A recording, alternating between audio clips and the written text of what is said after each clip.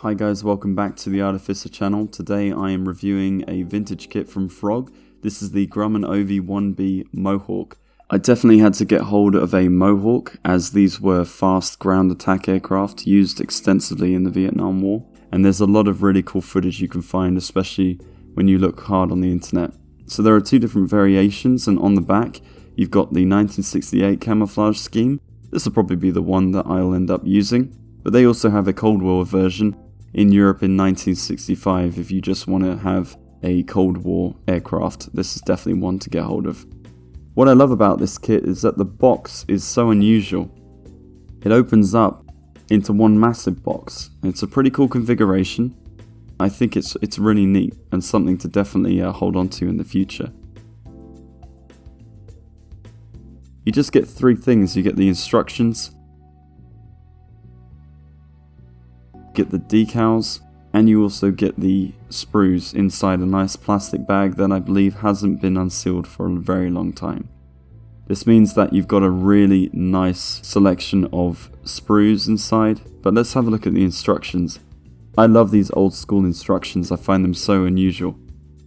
What I like about this is literally one sheet. You've got a very simple construction. You've got the running gear, the fuel tanks, you've got all of the external parts that go to the aircraft.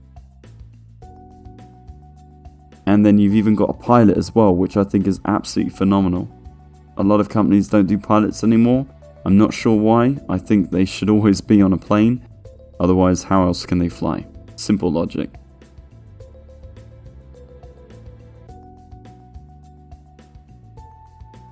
But you get two pilots that sit side by side, which is absolutely fantastic for something like this. And as you can see, the construction looks very straightforward, very simple, and very clear on how to construct. And look at this on the back. You have a full rundown of how to construct your model and what to use and what not to do. And I love this. This is something that I think I would definitely save and have as a collector's item. It's just so different, so unusual. You just don't see this type of thing every day anymore.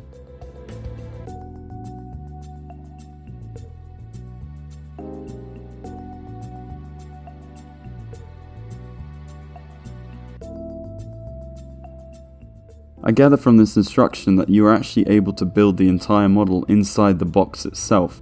What do you think, guys? Maybe I should build it inside the box to hold on to that authenticity. Let me know in the comments below.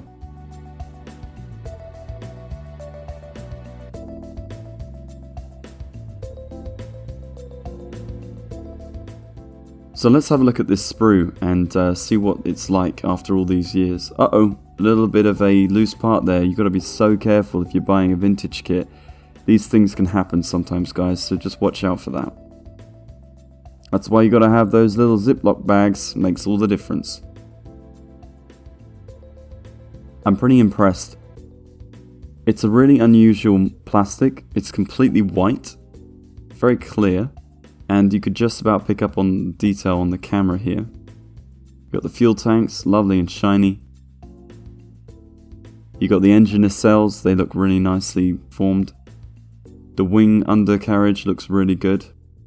Really cool details and variations as well.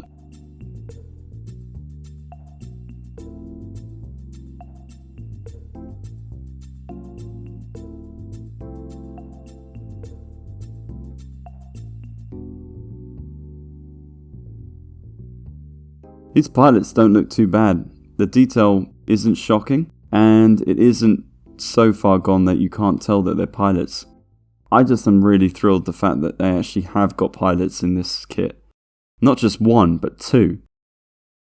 So don't forget, whenever you have a kit and you don't have pilots, you can always cast the pilots and then build casts from those pilots, and so you don't have to use the original plastic parts. That's normally what I do. Now onto the second sprue, we've got some really nice wing detail, and also the tail section looks really nice and clear.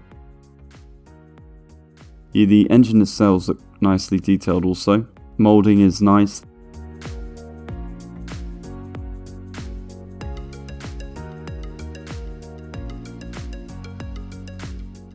The front nose section looks good. The propellers look great as well. Slight amount of flashing. Nothing too crazy. Little bits of plastic that are kind of leaking out from the side of the propeller, but it's not a complete loss.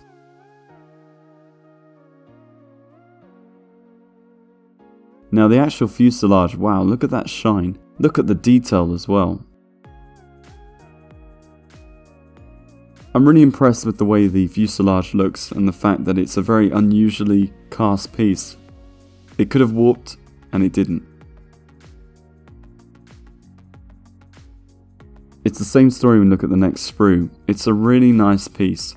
It's very well detailed and it looks like there hasn't been any warping. Even on the radar section, I believe that is a radar, but I'll have to check that out.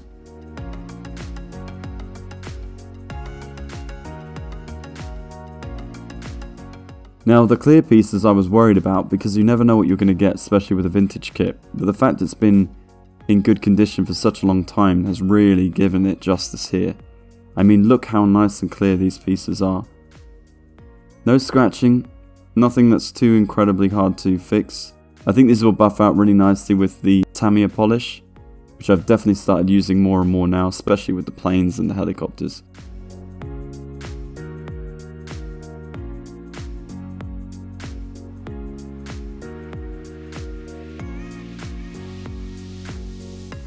So let's have a look at the decals.